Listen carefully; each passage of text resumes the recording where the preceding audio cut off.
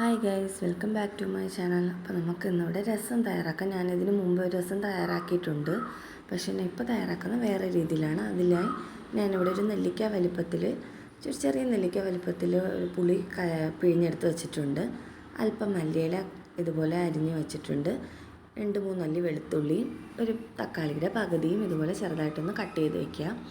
എന്നിട്ട് ഞാനിവിടെ ഒരു ചീനിച്ചട്ടി കഴുകി സ്റ്റൗവിൽ വെച്ച് ചൂടാക്കുന്നുണ്ട്. അത് നന്നായി ചൂടായിട്ടുണ്ട്. അപ്പോഴത്തേക്കും അല്പം വെളിച്ചെണ്ണ ഇതിലേക്ക് ഒഴിച്ചു കൊടുക്കണം.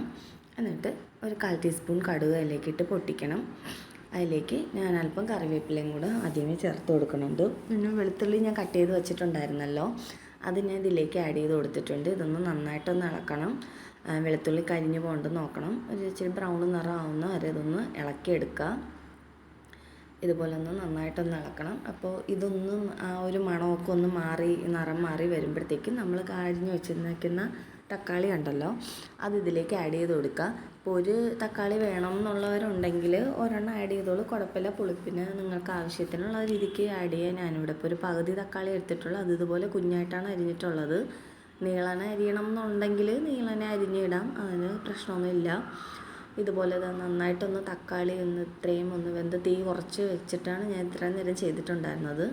അപ്പോൾ തക്കാളി വെന്ത് വന്നിട്ടുണ്ട്. ഞാനിപ്പോൾ തീ ഓഫ് ചെയ്തു. അതിലേക്ക് ഒരു 1/4 ടീസ്പൂൺ മഞ്ഞൾപ്പൊടിയും 1/4 ടീസ്പൂൺ മല്ലിപ്പൊടി, അതുപോലെ ഒരു 1/2 ടീസ്പൂണാണ് ഞാൻ മുളക് പൊടി ഇതിലേക്ക് ഇട്ടിട്ടുള്ളത്. പിന്നെ ഒരു 1/2 ടീസ്പൂണ് കുരുമുളക് പൊടി ഇടുന്നുണ്ട്. ഇതിന് മുളക് പൊടി ആദ്യം ഇട്ടത് എരിയുള്ളതാണ് അത്ര ഇട്ടത്. ഇതിപ്പോൾ ഞാൻ കാശ്മീരി മുളക് പൊടിയുടെ ഒരു 1/2 ടീസ്പൂൺ ഇട്ടിട്ടുണ്ട്.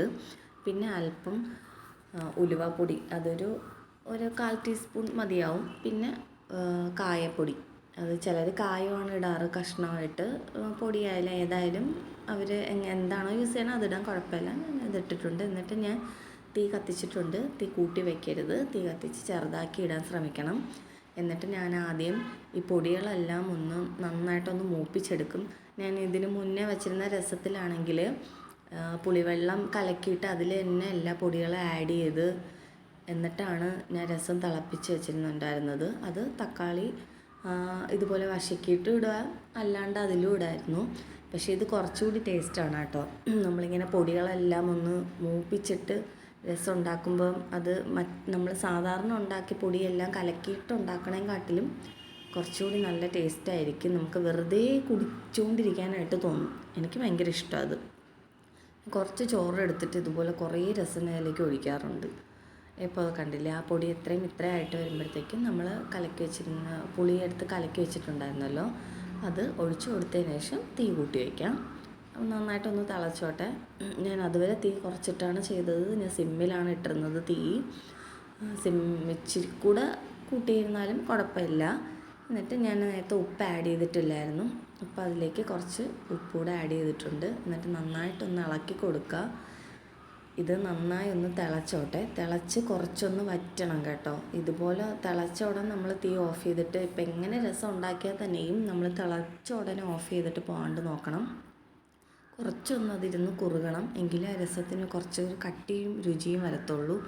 അപ്പോൾ നന്നായിട്ട് തിളച്ചിട്ടുണ്ട്. ഞാൻ വച്ചിരുന്നതിന് കുറേ കൂടെ തിളച്ച് താന്നിട്ടുണ്ട് രസം. ഈ സമയത്താണ് ഞാനിവിടെ മല്ലിയില ഇതിലേക്ക് ആഡ് ചെയ്യണത്. ഞാൻ ആദ്യമേ ഇട്ട് കൊടുത്തിട്ടില്ല മല്ലിയില. ആദ്യമേ ഇട്ട് കൊടുക്കണം എന്നുണ്ടെങ്കിൽ കൊടുക്കാൻ കുഴപ്പമൊന്നും ഇല്ലാതുകൊണ്ട്. പക്ഷെ ഞാൻ എപ്പോഴും സാമ്പാറായാലും രസം എന്തുണ്ടാക്കിയാലും ഞാൻ അവസാനം മല്ലിയില ആഡ് ചെയ്തിട്ടുള്ളൂ. അപ്പോഴത്തേക്കും അതിൻ്റെ ആ ഒരു മണമൊക്കെ അതിലിങ്ങനെ കൂടുതലായിട്ട് നിൽക്കത്തുള്ളൂ. മറ്റത് ഒത്തിരി ഇത് കഴിയുമ്പോഴത്തേക്ക് അതങ്ങ് പോവും. അതുകൊണ്ടാണ്. ഇപ്പോൾ രസം റെഡി ആയിട്ടുണ്ട്. അതിൽ വേറൊരു ബൗളിലേക്ക് ആഡ് ചെയ്തു. അപ്പോൾ എല്ലാവർക്കും ഇഷ്ടപ്പെട്ടു.